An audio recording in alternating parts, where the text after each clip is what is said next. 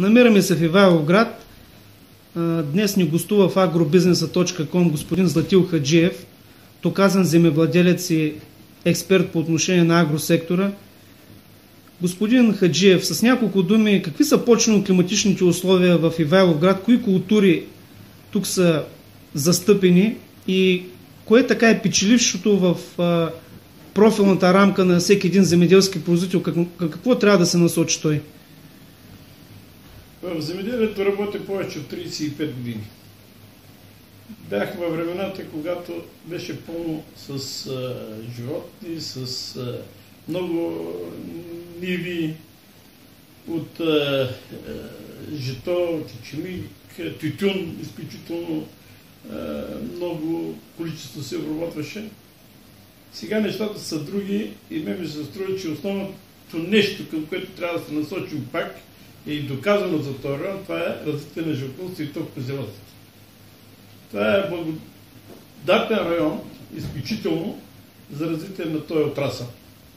Следващото нещо, което някои колеги го захвана, това е въпрос с техническите култури и с продуктите от тях.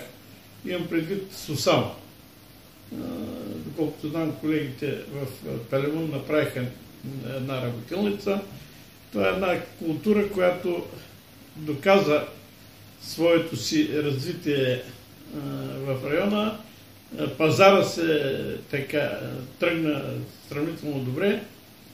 На следващото място е въпрос с тютюна и за голямо съжаление казвам още веднъж, това, което се направи преди години да се блокира производството на тая култура и да се търсят алтернативи на нейното место е една голяма беда, която сполетя хората и особено в селата, и това докара до там много хора да напуснат селата и да търсят препитание другаде. И сега дано се възражда, но вече хората ги няма. Трябва да се помисли и да се направи държавна политика за изкупуване на зърното в района. Както е в Гърция. Гърция още като го засее, знае, че ще бъде изкупено на тази цена. Сигурно там регулацията става с субсидиите, които държавата дава и от Европейския съюз, и като собствено финансиране. Но при нас нещата са много трудни и не мога да мисля за Ивайловград, но едно сдружение от любимият Свиленград и Ивайловград трябва да се направи, за да се прибере тая продукция, да се съхрани, както виждаме в Гърция, на всяко селище има силозни стопанства изградени, да се направи и да се търси вече пазара, когато наистина си струва на тая продукция да се продава. И не на последно място ми се ще да намерим своето място, своето реализация в трайните насъждения. Това е доказано вече за лозята, няма да споменавам. Има хора конкретно, които доказаха и като сортове, и като вино, и продукция, която получават, какви са резултатите.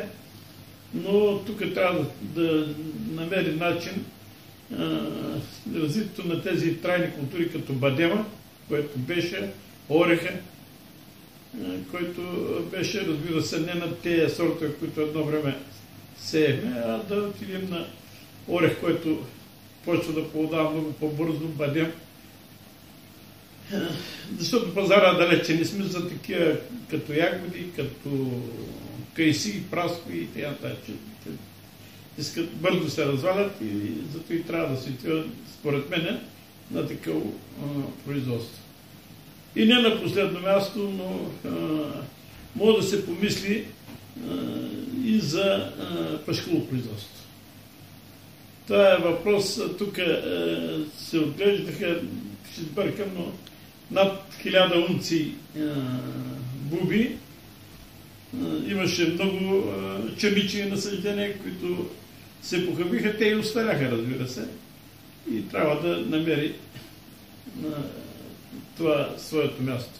И накрая бих така се радвал да видя едно друго отношение на държавата към службите по земеделие в общините, защото сега просто са ни регистратори, ни хора, част от бюрокрацията на тази държава, които не помагат и не съдействат на производителите да се развиват.